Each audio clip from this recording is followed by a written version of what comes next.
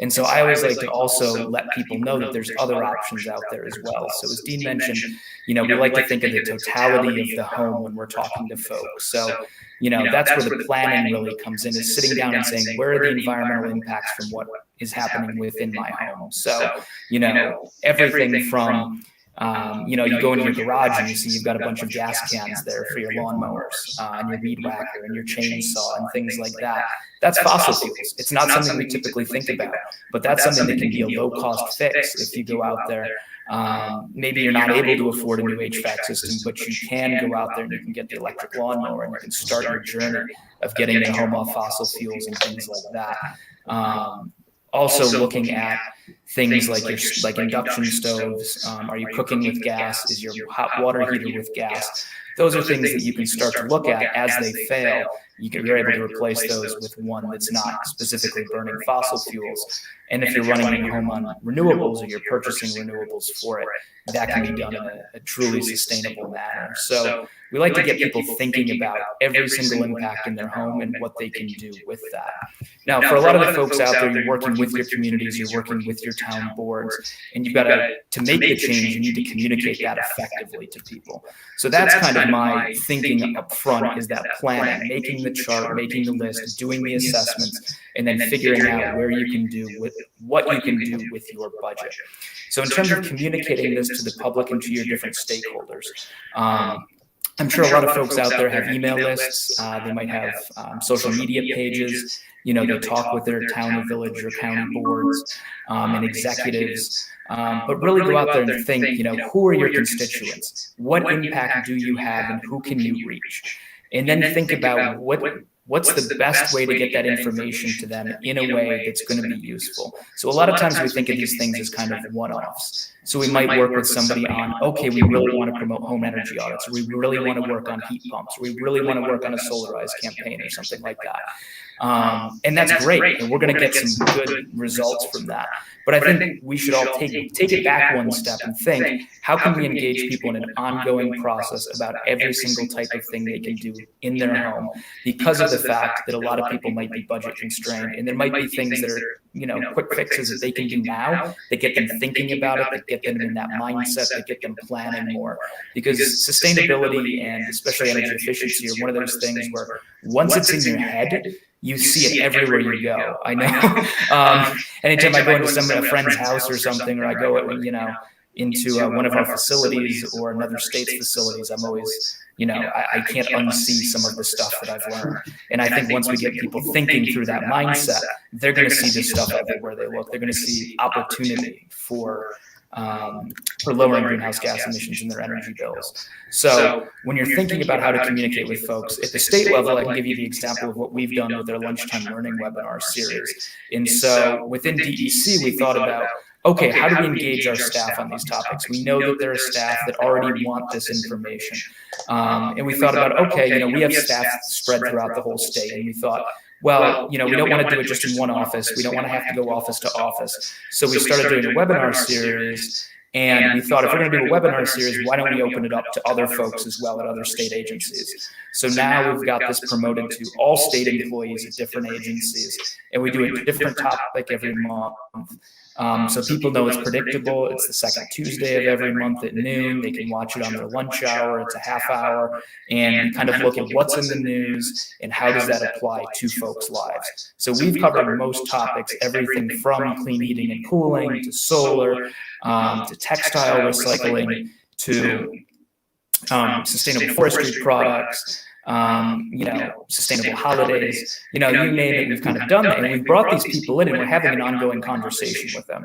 So I think if you can find a way to start that ongoing conversation instead of having those one-offs, that's where you're going to have the most success. The other thing that we've done with folks that I think has worked really well is we've looked at where can we influence others. So for example, we might have our team, of course, DEC, a lot of what we do is communicating this to the public, but what tools do we have at our disposal? So, what email lists do we have already established that we can get information out to?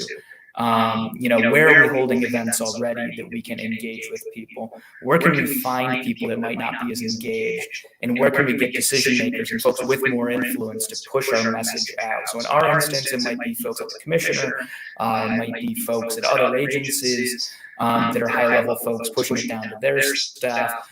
In the towns and villages and communities, it might be your mayor, it might be members of your board, it might be others. So if you can kind of think about how to holistically create this conversation with folks in your town and give them those types of resources and answers, I think you're going to get really good outcomes. Because as I said, once you get people thinking through that, once they get the plan going, that's where you're really going to make the difference on every single topic that we're going to talk about today. So hopefully those are some helpful examples. And with that, I want to pass it back to Dean. Unmute. There we go. Thanks, Brendan. That's all good information about how to get our citizens behind our efforts here at municipal, county, and state levels. It all comes down to the individuals, and the more we can engage them, the better. Okay, I'm going to turn it over to Josh Stack now, Again, he's involved with NYSerta's New York Stretch program, and he's going to talk about that and how we can get that established in our communities. Great. So thank you, everybody, for coming today. I'm really excited to be here, especially for an association of conservation-focused communities and stakeholders, because really we're a code consultant for NYSerta New York Stretch, which we'll talk about today. But we're also a home builder, and we've been building single-family homes for a very long time, doing a lot of multi-family residential verification work also. And we see our homes as essential portions of habitat. They really do integrate with the natural environment so irreconcilably that you cannot separate the building ecology from the surrounding natural ecology, and the ecological health from building health and occupant health. And so would you like me to go ahead, Dean, and put the slides up then?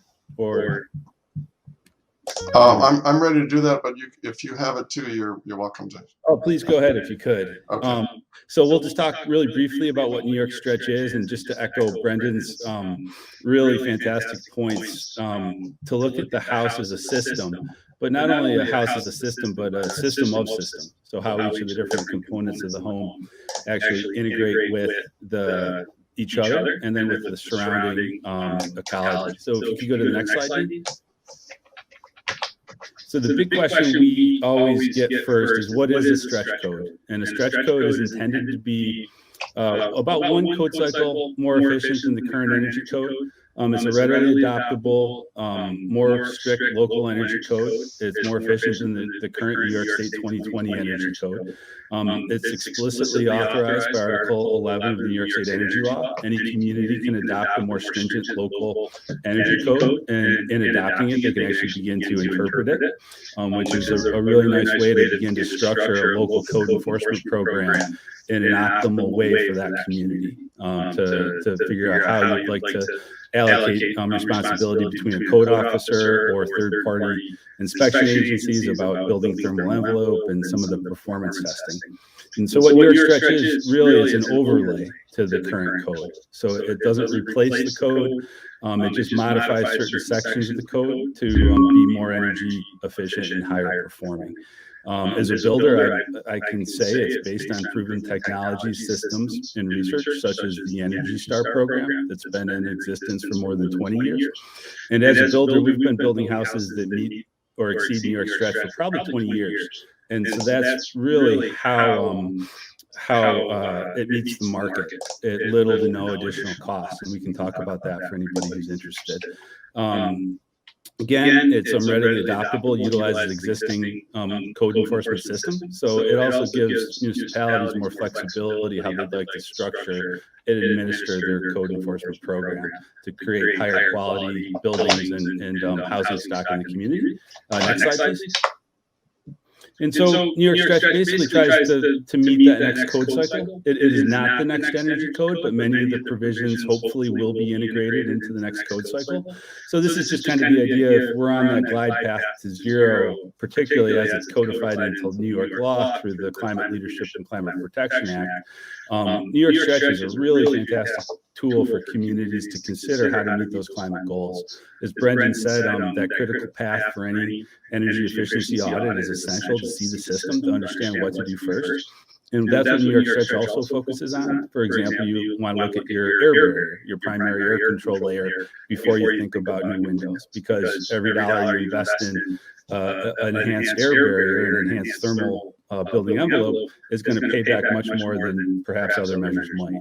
But when you look at the building as a system, you can identify what work should be done first, coming from the principle of first do no harm, and avoid some of the difficulties that occurred during the 70s with the weatherization program, where the whole idea of a sick building syndrome emerged because of this sort of work. And what current practice does is look at the building as a system, do no harm, and really emphasize human health. So we'll talk about that with New York Stretch a bit. If you could go to the next slide, please.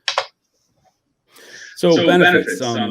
The energy benefits in New York Stretch are meaningful. NYStretch has commissioned some modeling on how much the commercial and residential provisions of New York Stretch will save. Roughly about 11% on the commercial side and about 19% on the residential side. And so the energy benefits themselves are significant and measurable, but what we as a builder and a code consultant really appreciate are the non-energy benefits, such as healthy buildings, more durable and resilient buildings, and then also the climate benefits that these buildings can provide communities. When you look at the healthy building science, for example, we now spend more than 90% of our life indoors, with about 60% of that time spent in one room, our bedrooms. And so when you look at the chemicals that are present in our buildings today, and some of the code requirements for ventilation, for example, or airtightness of the building envelope, healthy building becomes really, really essential to think about. And if you go to the next slide, I'll just go with a few case studies to close it out. So on the residential side, for example, New York Stretch enhances the thermal envelope, your walls, floors, and roof. It enhances your ventilation. And it not only does it by design, but you actually have to have it performance tested in the field to know that what you built is functioning as intended and as designed and as required by code. So the verification aspect of New York Stretch really enhances and builds on the current code verification that's required. Not unfamiliar to me as a builder. I actually welcome it when a third party can come in and test my buildings, because then it's not just what I say about how my buildings are performing, but it's what that third party inspector has verified. So here is a photo from 2004, a house we built, which was actually the first LEED Gold house in New York at the time. We built it. That's how much wood we took out of the walls. That's 86 2x6 by 10-foot studs.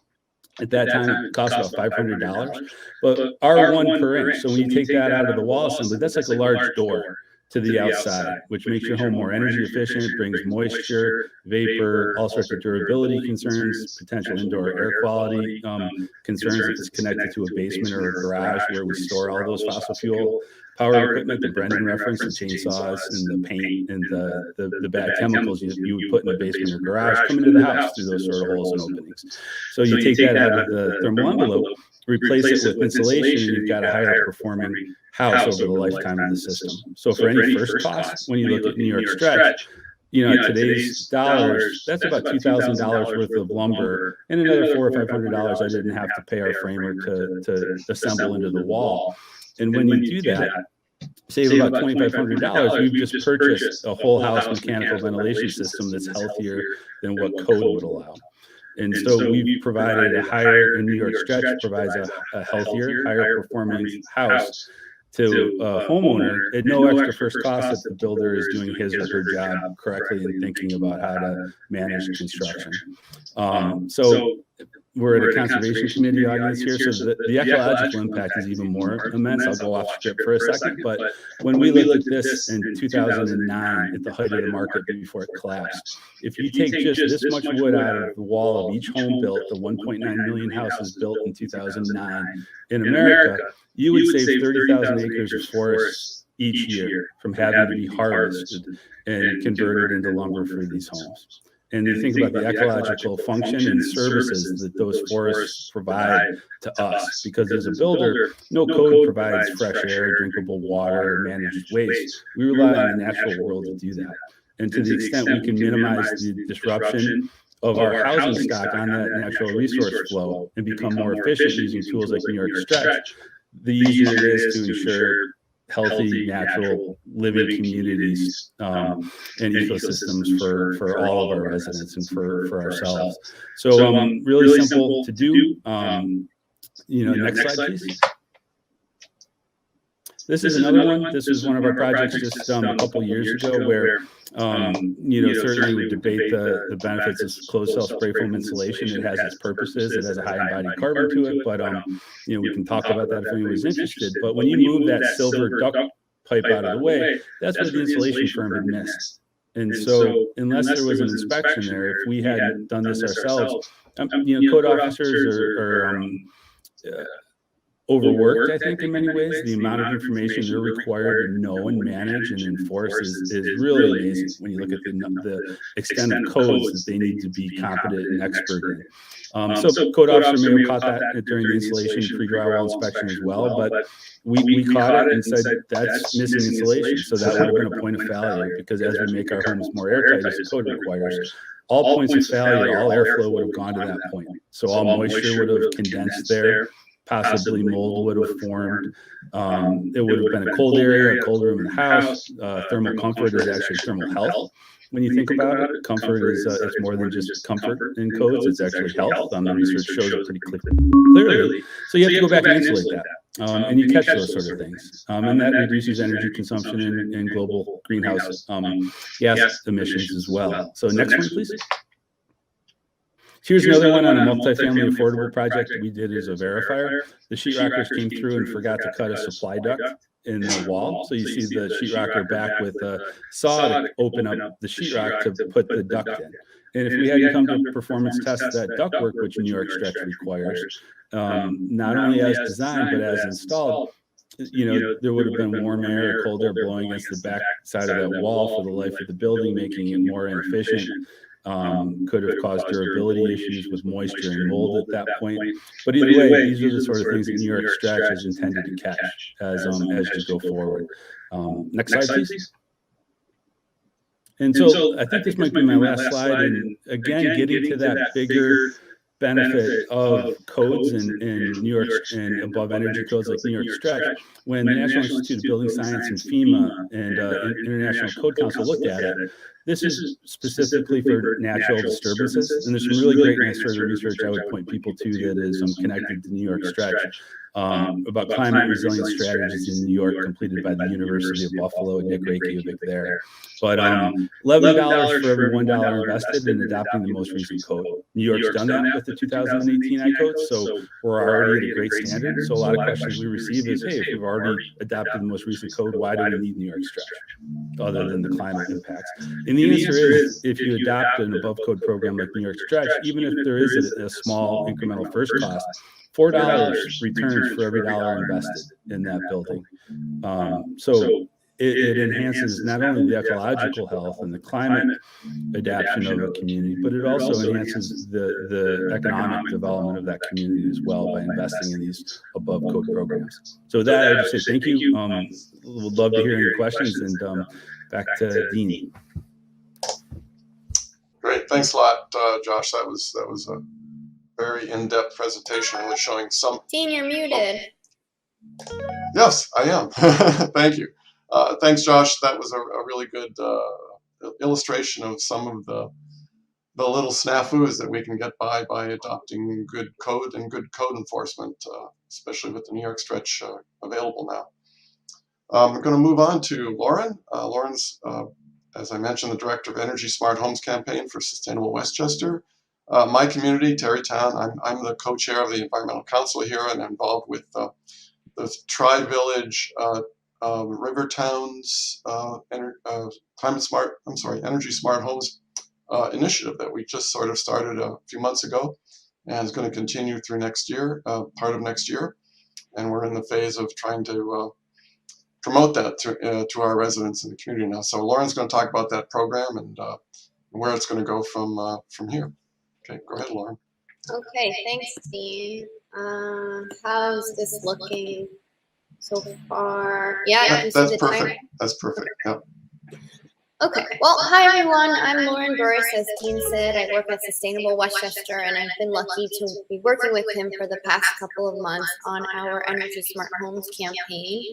I have some slides in here that talk about the technologies that we're promoting through the campaign, and I also have some slides that talk about how we implement this program from a sustainability group's point of view, since this is the NYStretch conference. And before I forget, I just want to say a big thanks to Dean and Haven and Bob and Simon. I know how hard they've been working to bring this conference together, and I think they really have accomplished something really special here. And thanks to everybody for tuning in as well.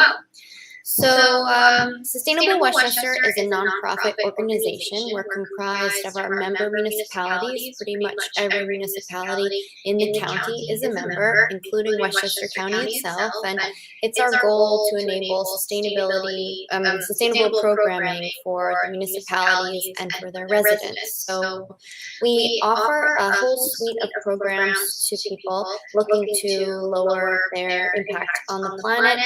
Today, I'm going to be talking about our electrification solution of clean heating and cooling, our residential energy efficiency and clean heating and cooling campaign is called Energy Smart Homes. But if you are interested in community solar, our Westchester Power Program is a community choice aggregation program. We've got resources for electric vehicles. The virtual power plant is a solar panels paired with a backup battery, a demand response program, zero waste information, and some sustainable landscaping info as well. So feel free to reach out to me or Sustainable Westchester after the conference if you have any questions or would like to learn more.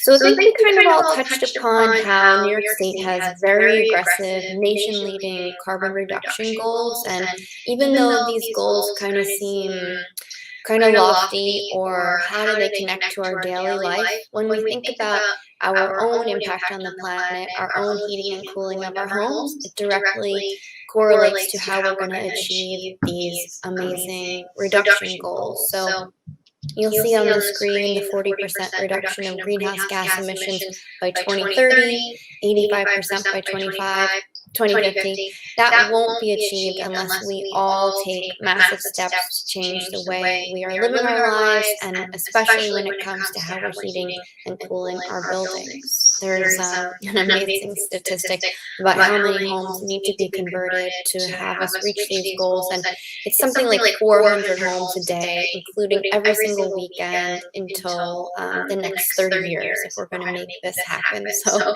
certainly there's a lot of work to be done, and that's a good thing for our economy and for people's homes. So while much of the solutions I'm talking about today are in Westchester County, the New York State Clean Heat Program exists across New York State, and there are nonprofits and community-based organizations helping different counties or municipalities with this program. So if you have questions about anywhere else in the state, if you have another house, if you have a friend or a family member in Albany or Buffalo, we can help connect you to this network for sure. But in Westchester, the Energy Smart Homes program is brought to us by a partnership of NYStretch, the New York State Energy and Research Development Authority, and Sustainable Westchester. So as we referenced before, a huge amount of carbon emissions are coming from our buildings, 32% in New York State to be exact. And when you drill down into how much energy we're using in our homes, almost 75% of the energy that we're using in our homes is for heating and cooling. So our Energy Smart Homes program is able to help homeowners via email and by phone. One of the people that does a lot of homeowner helping is on the call right now, Amy. She's an associate at Sustainable Westchester, but I'm so thankful for her helping with everything. And we have one of our partner contractors on the line too, I think I saw Vinay in the audience from Dandelion. They are one of our recommended contractors with the program. So we help people find contractors, access rebate and incentive information. And a really great opportunity right now comes with the Clean Energy Communities program. So if you're not familiar with Clean Energy Communities, it's a great way to kind of get involved with clean heating and cooling because you can really appeal to your municipality. There's a good carrot of a $5,000 grant that can be achieved if you get 10 projects completed in your community. So it's a great way to try to convince people why not have a clean heating and cooling campaign in your area. And in Westchester County, Sustainable Westchester can help. So the next few slides are definitely more directed at people that are serving on their sustainability committees. The way that we bring the Energy Smart Homes program to an area is a partnership with our installers, the municipality, the volunteers, and also the customers. So by combining these different stakeholder groups, we're able to really launch a robust marketing and community education program in the selected area. So just to mention, for example, right now we're doing the Energy Smart Homes River Towns campaign. So we have Tarrytown, Sleepy Hollow, and Irvington working together to bring this information to their residents. They have selected a group of partner installers. Sustainable Westchester is here to help implement the program. And then the volunteers are the ones helping to have webinars and be at the farmers market, really sharing this information around town. So just some ideas and inspiration. These pictures were taken from a Heat Smart or Energy Smart Home house tour. We had a day where we had opened up 3 homes. People were able to come inside and tour local people's technologies. And the last 2 iterations of this we've done virtually because this was pre-COVID, but having examples from local homeowners and local testimonials is a really important piece of our program. And have a little bit of information about the technologies. I don't think I'll go too far in depth with the programs just because you might already know it, but just some basic information if you are looking to do this work in your own home or if you're looking to maybe have a campaign. One of the most important aspects of the program is the home energy efficiency. So there are a lot of opportunities for homeowners to access support from NYStretch to have a home energy assessment. Home energy assessment takes a look at how the house is using energy. A contractor will come in and do a series of diagnostic testing. Usually this assessment is free. Typically a few contractors do charge and then they can put that money back if you choose to go forward. But not only are there incentives and rebates from NYStretch and New York State, the comfort level of insulating and air sealing your home really is felt on day one. So a lot of people even say, wow, after the installation or after the whole job was done, my house is quieter now and my house is less drafty. So certainly there's a lot of benefits to be gained. Feeling uncomfortable in the wintertime is not the best. And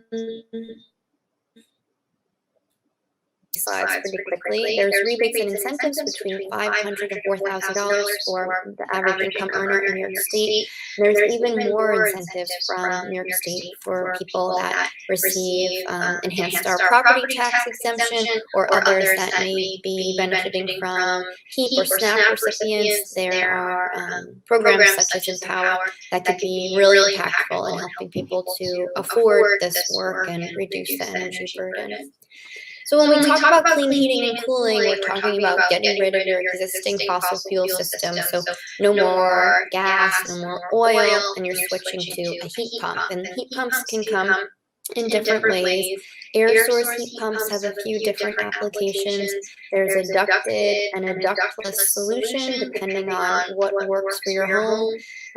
They use electricity to run, so again, no more fossil fuels. And then if you're part of Westchester Power, a community choice aggregation program, or you have your own ESCO, and you're sourcing renewable energy to power your home, you can consider yourself 100% fossil fuel free in your heating and cooling if you move to a heat pump. And the rebates and incentives in Westchester County via Con Ed are very significant right now. So really it's a great time to explore moving to a heat pump. And we recognize that the timing needs to be right to do a project, a ground source heat pump or air source heat pump. So we recommend people looking into it so they're prepared when their system is ready to be switched out, that they know what they want to do. You want to avoid that emergency replacement. Oh man, we need a new boiler tomorrow. You want to be prepared for the switch so that you're ready to change your heating and cooling. So ground source is another great solution. This is for homes that have ductwork or are wanting to install it.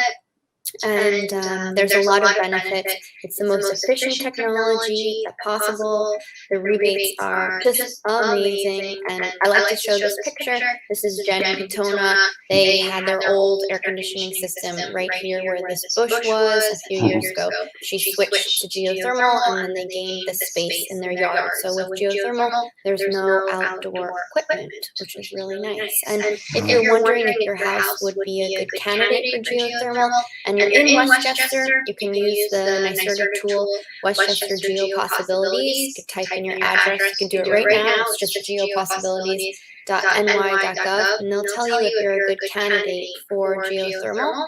And they'll also give you some estimated savings. And if you do get to this page when you're looking for your own home, please remember that the savings are going to be even higher because this calculator does not take into account the rebates and incentives from Con Ed.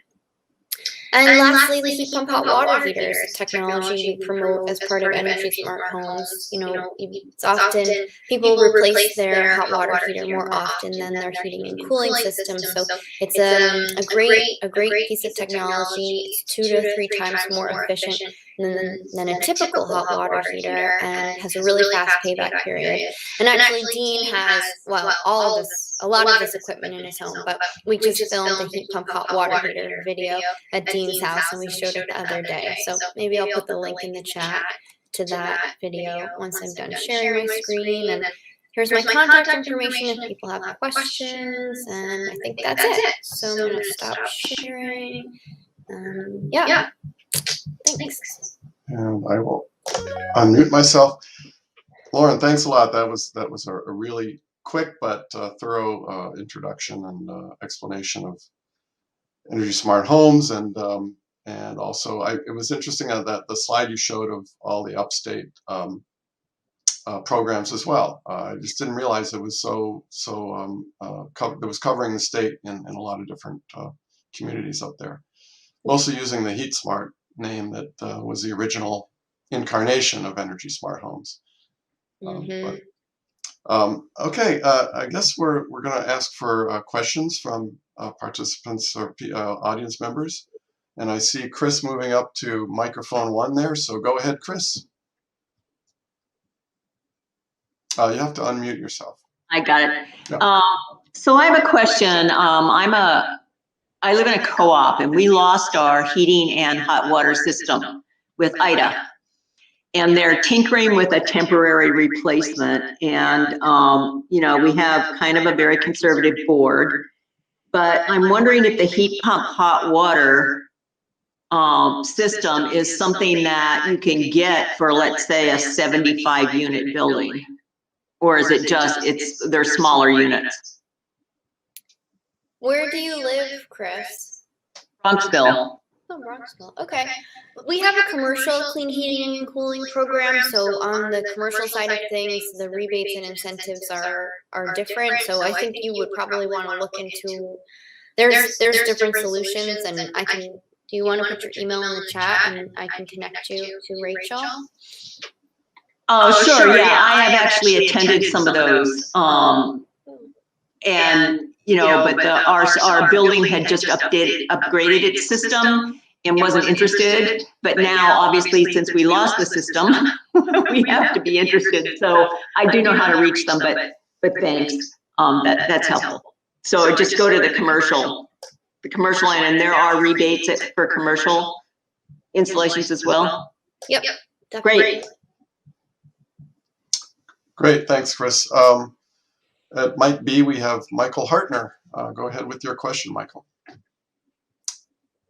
And again, you'll have to unmute yourself.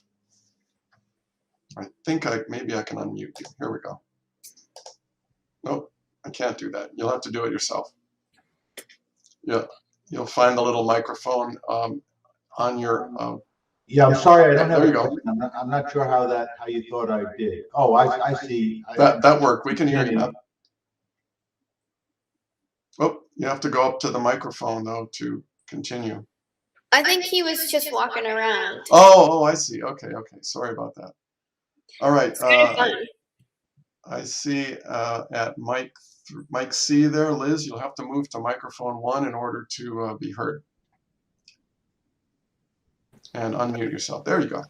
Hello. Thank you for all the great information. 2 questions. One, can you put the web address for the Geo Possibilities site in the chat? That went by too quickly for me to write down. And can you talk, Lauren, a little bit about insulation? Because I know there's a lot of controversy about the insulation itself, or Josh could probably talk about that as well, I guess. Anybody could probably talk about that. Because it concerns me about the chemicals and that piece of it.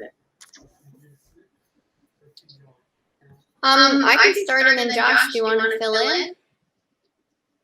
Okay, so I think the concerns around insulation are mostly around the spray foam insulation. A lot of people are concerned about the global warming potential used in the propellant of the spray, and also people are concerned about the off-gassing.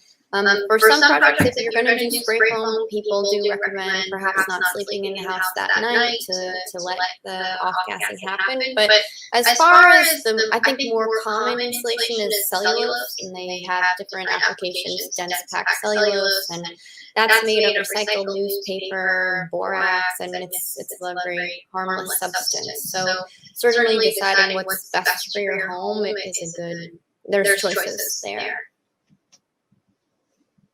Josh, you want to add anything? Yeah, no, fantastic summary, Lauren. I agree.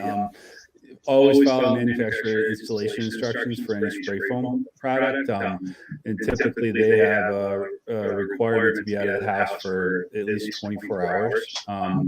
The application you've ever done at least 24 hours. There's some evidence that you can develop a sensitivity to some of the off-gassing. It's a great product, so I don't mean to disparage it at all. We've utilized it significantly in the past, and really what it is a manufacturing process on a job site. So that mix at the gun needs to be perfect as applied. And there's ways to verify it as you go through the installation process to confirm that it's installed properly, just like you would any type of installation. In terms of the chemicals involved, each of the insulation products have different chemical attributes and concerns. So it's really important to look at the information for each product to understand which product might be best for which use, particularly existing buildings. Good resources for that I can put in the chat, but beyond that, any experienced home improvement contractor like Lauren mentioned and Brendan is really going to understand that and be able to make good recommendations. Great, thanks, Josh. I want to go back to Mike B now. Vinay from Dandelion Geothermal is at number 1. Go ahead. Thanks, Dean. I just wanted to jump in first of all. Thanks again for letting us be a part of this, and thank you all for the work you do. And 2 things I wanted to call out. Lauren, the work you're doing in Sustainable Westchester has been amazing, and obviously Dean working with Tarrytown and the river towns. We've been a partner with some other contractors as well, and it's been working really well. My question for all of you is, as I've been meeting folks in this conference from outside of Westchester and going to different town, conservation committee leads, a lot of the feedback I've been getting is, hey, we're not allowed to work directly with you because you're a for-profit company, and which I totally get, right? But obviously we're part of the solution, right? We're trying to help.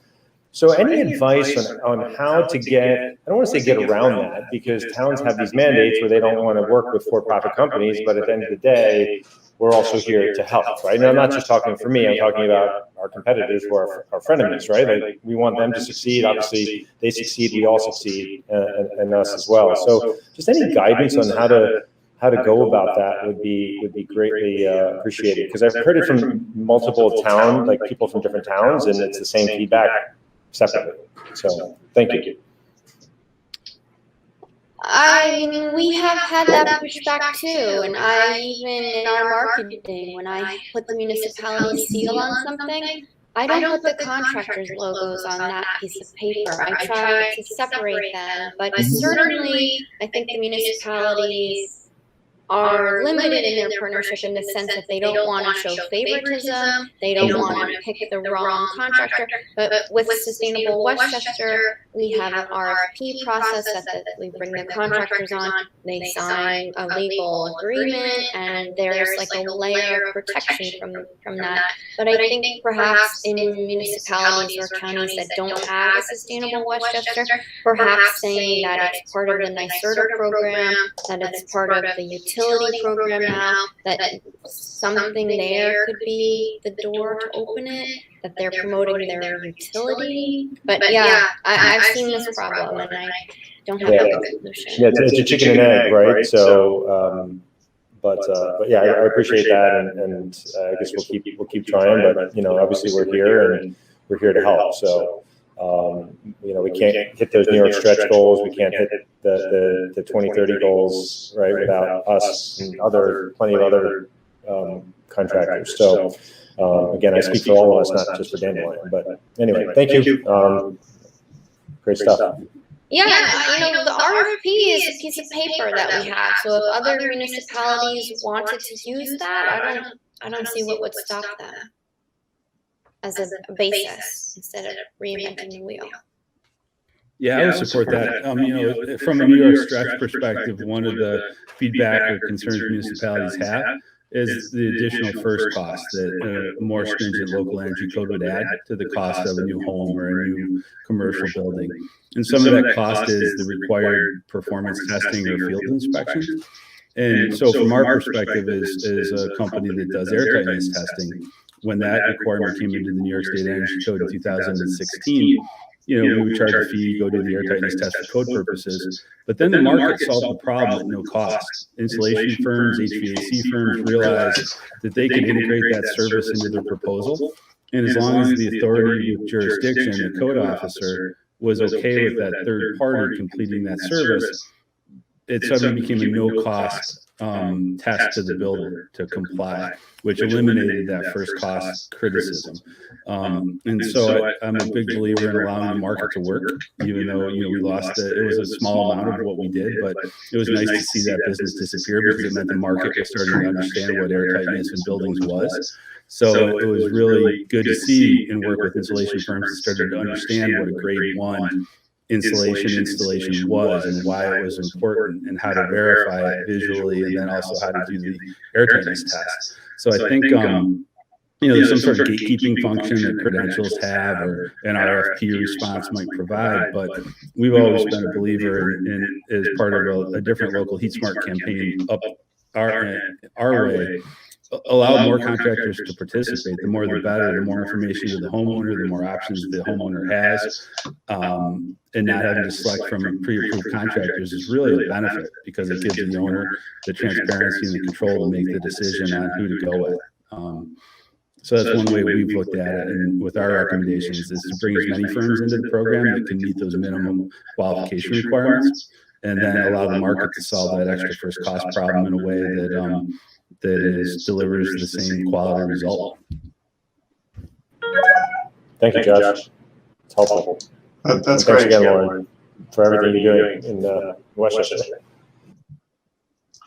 Yeah, thanks to all of you answering those questions, important ones. I don't see anybody else at the mic. I know Lauren, your colleague Amy was there at one point, but she ran off. But she must have figured that you answered whatever she was interested in bringing up. I actually have a question. I don't know, maybe this is for Brendan. We stress that the home energy audit is the best way for people to find out what they need to do with their homes. But I remember seeing some online tools a while back that if somebody's short of actually having an in-person audit done, something that would let you put in the type of windows you have, the age of your house, the wall and floor area, and something like that, to come up with an idea of whether or not you have a situation where you need to look further at your insulation values, let's say, or the type of heating system or cooling system that you have. Do you have any suggestions as to online tools that people could use for that? Or have you heard of anything? Yeah, I don't have any specific ones that I've used before promoted for folks, but I know there's a number of ones out there. Some are more comprehensive than others, and that's probably a really good place to get started for a lot of folks. You know, approaching a contractor with an energy audit can be a little intimidating at first, especially if you're not sure of the programs that are out there and other things. So I think that's a good first place to go, is to look up some of those tools and calculators, and that also gets into the planning that I mentioned of, you know, figuring out where your home's at and getting that baseline. Sure. I mean, if you can calculate the number of therms per degree day or something like that you need for heating, and then you compare that with what you actually use, you know, then you can get a handle on whether or not you have insulation problems or air infiltration issues. I know I have, the windows in my home are pretty old. They're probably nearly 40 years old now, but they were good quality windows, 7/8 inch, you know, thermal pane, except that the little insulation strips along the side are starting to deteriorate. And, you know, I don't really want to replace the windows just to get that spruced up. So, you know, I'll be looking for ideas about improving the ones you have rather than replacing. Everybody wants to replace them. There's a big business in replacing windows, but I don't think I need them replaced, just to have them, you know, brought back to original, you know, capabilities of performance. The other thing, oh, sorry, you had a question. Well, no, I could just say about windows. Certainly, the window manufacturers have been really good at promoting replacing your windows as the #1 thing to do, but really get a lot bigger bang for your buck with insulation. The R value that you can achieve is much higher, and then, you know, if you're comfortable with it, I see in the wintertime a lot of people put even that plastic over their windows, and you spray it with like a hair dryer. That kind of solves what you need for the wintertime. So. Yeah, that's not a bad approach too, as long as you don't need to open that window for the winter. Yeah, ventilation gets to be critical. Lauren and Dean, you guys are absolutely right with that. I mean, so there's a critical path, and there's a lot of good websites to go to think from a principal's perspective. If you can't find someone to do an air tightness test, put a large fan and depressurize the house to exaggerate the air leaks. Love to walk around and just put your hand to feel those drafts. You know, the first place it starts always a pressure boundary at that attic plane, because most residential buildings because it's the laws of physics essentially at work. The stack effect, where, you know, hot air rises and out and up through wherever that air barrier is at your ceiling level, whether it's on an attic floor or the roof deck. So that's always the first place to start, is to look at your air control layer and understand where your holes are in that. Because if you can find the holes in your air control layer by looking for cobwebs, for example, or discolored insulation that is moving through it, like fiberglass works as a filter and takes, you know, pollutants out of the air as air moves through it. So the building tells you where to start. And that's, again, what any good home auditor is going to understand. Before they knock on the door, they'll see 5 to 10 things wrong with that building. Icicles under the eave, a real significant indication of heat loss and freeze thaw. And so really it is, it's that air controller layer first is the cheapest to stop that hot air from rising and escaping, to really, you know, put a cap on your house, and then to work down to the box hills to do the same thing, essentially. And from there, you start to think about where you have discontinuous insulation, with the best practice being a continuous thermal and air control layer that are essentially always connected to each other. And the way to think about it with envelope consulting is you take your finger on your house and start underneath your basement slab or your wherever it might be, and trace your way up the wall section. And anywhere you have to take your finger off that drawing or in your mind, your house, then you've got a weak point. And those weak points are floor to wall, wall to ceiling, or where you have 2 different types of materials that meet. And if you have to lift your finger because your insulation, your air control layers aren't continuous there, that's a problem. and then you go to those points first. And I agree with Lauren completely. Windows are typically 4th, 5th, or 6th on the list until you can work through. And so there's a real simple process. I can probably put some resources in the chat of where to start. There's an amazing amount of free building science information out there that both New York State and the federal government, the EPA, and Department of Energy have created. The Building America program is a really great resource to start to think about how to look at your houses. So those are some good places to start. I'll put in the chat, but there's a really well-defined path to follow when you do this sort of analysis for your houses that people can do without a professional in some cases, or most cases. Sure, and if any of you want to, aside from putting things in the chat, send me any kind of documents you'd like to put in our, have me put in our resource library that we have for people to access directly. That's a possibility too. So you can just email me. I think you all have my email address there. Yeah, and I like to think of the attic and the roof of the house as sort of being the blanket on your bed in a way.